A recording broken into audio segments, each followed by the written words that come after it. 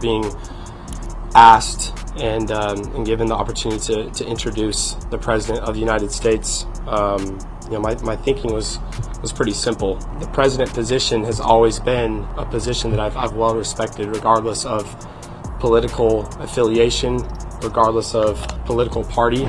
And yet every time there's a political statement, we're not going to be there with Donald Trump, the media justifies it, says it's fine. When Jaxson Dart goes to rallies, all of a sudden we're going to criticize it? But this is about the person, though, not just the office, though. That's what I'm was saying. there a person? Was everybody okay? Was anybody get upset with Steve Kerr? Well, and by the way, all players didn't go see Obama. There were some that decided to sit out and not go because they didn't agree with his politics, and that's totally fine. I don't have an issue with that. Let me show you something that should outrage every American. These pills can end a pregnancy, and this isn't Plan B. This is a chemical abortion pill. And today, they can be ordered online and delivered straight to your mailbox. No doctor's office, no clinic, just a few clicks and abortion shows up at your front door. That means it's not across the town anymore. It's just a few feet away in your home or your neighborhoods. And while the abortion industry is making it easier than ever to end a life, Save the Storks is working to make it easier for women to choose life. Because sometimes the most powerful thing that we can do is very simple. Let life happen. They send medical mobile clinics into communities so women can see their baby, get real support, and know they're not alone. But they need people like you to step up. Here's the truth. Women in your community, even at your church, are ordering these pills online. They need your help.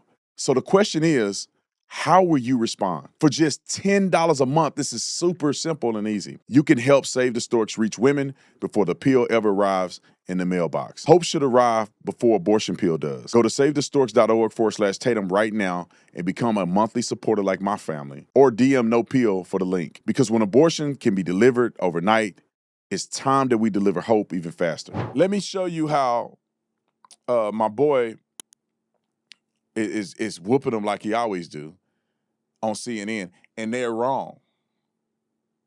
Roll the clip. Are we at a place where and anybody can say that if you're an athlete, you shouldn't be up on a political stage speaking? Well, sports and politics have always mixed. I mean, they've mixed since the days of George Washington. What changed about this narrative of sports and politics not belonging together is when, frankly, black athletes started to show more agency and started to speak more about some of the conditions that people in their community were facing, or even some of the experience. This dumb horchata just said the stupidest thing I ever heard in my life. This dumb, ignorant woman is talking about Colin Kaepernick. Jim Brown them and all these other athletes been doing this forever. They've been real activists.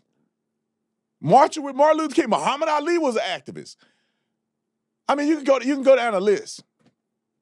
And she talking about when they come out and start saying things that are happening in their community. Now, Colin Kaepernick, who's a fake activist, grew an afro after trying to observe his blackness when he was raised by none but white people because his black family didn't want him. So the white people took him in, and because he dated some black girl and want to be wear a dashiki, and he was sitting on a bench and lost his job to a white quarterback, now he feels some type of way like he want to be an activist. The Joker didn't do no activism when he was starting quarterback. And talking about the issues in the black community. Negro, you ain't done nothing for the black community. You ain't planning on doing nothing for the black community. And ladies and gentlemen and ladies, where is Colin Kaepernick today? Doing nothing. The grift is over. She ain't talking about Jim Brown. She not talking about none of those guys that were real activists. None of those guys that stood on principle. She talking about Colin Kaepernick as if she was born yesterday. What a joke. Let her finish. That they had. That's when it became, oh no, don't mix sports and politics. In this particular case, this was an unforced error by Jaxson Dart. Again, Donald Trump is historically unpopular. You are the quarterback of the New York Giants.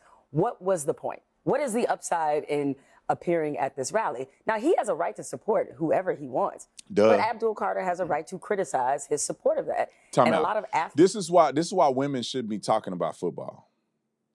You don't play football. You're not in the locker room. Shut your mouth when it comes to football. First of all, you don't understand how the culture works, and you don't understand the hierarchy. Abdul Carter made a forced error because you don't get online and talk about your franchise quarterback. You can call him on the phone and say, bro, what you doing? You don't get online and do that. The franchise is standing and putting their money and resources behind their franchise quarterback. Now, they did draft Abdul Carter really high. But, brother, you tear ACL, they moving on from you. They're planning their entire offense and the way they recruit or the way they draft based around Dart. I'm telling you. And you come out and make a statement about him, you could have just called him. Now, you have a right to do whatever you want to do. I'm just saying, if you talk about who made a unforced error, it was actually Abdul Carter, in my opinion. Roll the clip. Leads, partly what makes them hesitant about talking about their political beliefs is that they don't want the blowback and they don't want the resistance and how people might feel about it. So yeah, his teammate, who is a Muslim, who is a black man in America, had every right to question him about what that support means, especially when you are considered to be the face of the organization and the sort of default leader of the entire team. They're both got the free speech rights to do and associate. They sure do. And neither one of them was using the football field or their jersey or their helmet as a platform. He was for that. actually leading a chant that was associated with the team at the rally, and it was incredibly embarrassing. It's not during the game. It's not people who paid the I'm going to go watch Bruce Springsteen tomorrow night, and I'm going to agree with none of his politics, but I agree with all of his songs, and I'm going to enjoy that part of the show. And like he's going to use the whole concert for that. Jaxson Dart is not using the Giant Stadium, MetLife Stadium, whatever Just it's called chance. now. Yeah. It's a. But it's not really. It's a private. It's citizen. not really about that. He's not a private citizen. I mean, he's a public figure. He's so a it's private a little bit, citizen. In it's his a life, little he bit gets to different. vote just like everybody But else. who is his, when we think about who is he accountable to, it's his teammates first and his city second, right? His state, his He's team. accountable to himself like about we're his politics. so Well, he's going to be hypocritical accountable on this. the internet. I feel we're Stop. so Where they hypocritical. get these women at? Go get off that stage and go fold some clothes somewhere with your sorry self. Get these women off of here. Y'all got to stop trying to be DEI. That girl don't know what she talking about. Now, there are some women, and don't get me wrong, I like to say funny stuff, but there are some women that know what they're talking about when it comes to sports. But I think that none of them know more than men do about football, especially if you ain't never been in the locker room, you never played football. Stop talking about football. And this woman, the little, I don't know what she, a little Mexican in the middle, what are you talking about? What are you talking about? He's entitled to his team first and then the city. No, he's not. He's entitled to his family first, then the owner of the team, then his teammates, and then his sponsors, and then the city. The city is last. You think that player is worried about his fans? Is last. Because y'all like him today, you hate him tomorrow, he throw too many interceptions. He got to make sure that his offensive line love him. He got to make sure that head coach love him, that the owner loves him, because that's the one who drafted him. And he got to make sure his family is in order. Ain't no, you are the team first. He's teammates first. You ain't never played football a day in your life. Shut the front door. Let him finish. On this, Abby. Why is that? Because when Steve Kerr and the Warriors come out and condemn Trump, does anybody on this panel say, oh, that's out of line? They shouldn't do that. Jaxson Dart has every right to be there with the President of the United States. And when people are invited and teams win national championships and they're invited to the White House, they should go. And yet every time there's a political statement, we're not going to be there with Donald Trump, the media justifies it, says it's fine. When Jaxson Dart goes to rallies, all of a sudden we're going to criticize it? But this this is is about the absurd. person, though, not just the office, though. That's Okay, what I'm was there saying. a person? Was everybody okay? Was anybody get upset with Steve Kerr? Well, and by the way, all players didn't go see Obama. There were some that decided to sit out and not go because they didn't agree with his politics, and that's totally fine. I don't have It's an issue fine with then, that. but it's not fine. No, now. it's fine. You're talking about two different things. You're Yeah. talking about, No, I didn't say he didn't have a right to go. What I said is when you There's do a that, total you're going to hypocrisy open on yourself up to criticism. I think See, this is put the panel up there real quick. I'm not trying to be funny, y'all, but y'all pray for me. The dumbest people on this panel are the women and the black people. Why is that? Why is the only people that make sense is the two white dudes? Yeah, I mean, I don't know if CNN is racist and they trying to make black people look stupid, because the three black people on the panel are all stupid. And then the three women on the panel are all stupid. None of them have really legitimate things to say about the topic. They're all emotional, ignorant, and talking out of turn. Why is that? I'm just making an observation, and I'm black. I love black people. Can y'all put some decent black people on this thing? Can y'all put some decent women on there consistently? No, obviously this was a unique opportunity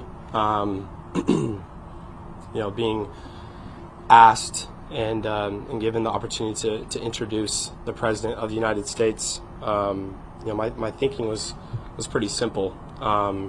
In the fact of, I've always loved this country. I have extended family members who have fought in wars. I have 2 uncles who have retired from the Air Force Academy and served themselves. And I even have a great-grandfather who served as Secretary of Treasury at some point. So the president position has always been a position that I've well respected, regardless of political affiliation, regardless of political party. And my intentions were just that. I also understand in this world, politics can be a sensitive matter, a sensitive topic. I also understand that I am the quarterback of the New York Giants, and that involves a lot of responsibility. It's under a limelight, under a microscope, and there's a lot that comes with that, and it's been something that I've embraced. I've loved being here. I've loved the city of New York. I love the city of New Jersey, the people that I've met here. It's just been a really amazing experience, and there's not another place that I'd rather be. Most importantly, the people in this organization, my teammates, the staff, coaches, everybody that has a hand. Jose, you name it. I've loved making relationships with them and growing connections, and that's the kind of person that I am. I'm a connector. I love making relationships with people. I love hearing everybody's stories and being somebody who people can rely on to be there for them. And most importantly, I can honestly say that I love every single one of my brothers, my teammates on this team, regardless of politics, regardless of religious beliefs, regardless of anything that may be different between us. Like, I love them, and they know exactly what kind of person that I am, who comes into the facility every day, and who lays, I lay my body on the line for my guys each and every week. And it's from the connections that we build, the love that we have for each other, and I've been somebody who's always respected, the different perspectives that people may have, the backgrounds that they come from. I understand that we have such a cool opportunity as people, to be in a locker room where it's a melting pot of people from everywhere, and we get to be together.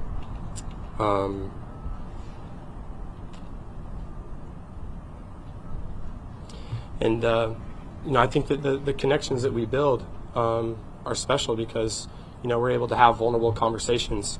We're able to learn from each other, to support each other, irrespective of the color of our skin. And, we have a real brotherhood. We've had a lot of honest conversations with each other as a team, and I like to keep those things private between me and my teammates, and just everything that's been said. But I love these guys, and going forward, I can't wait for what more we have to grow. The culture of this team, our brotherhood, and obviously we understand the biggest goal is to be the best team that we can be, to put ourselves in the best position to succeed, to chase a championship, to be the best players for Coach Harbs and all the coaches here.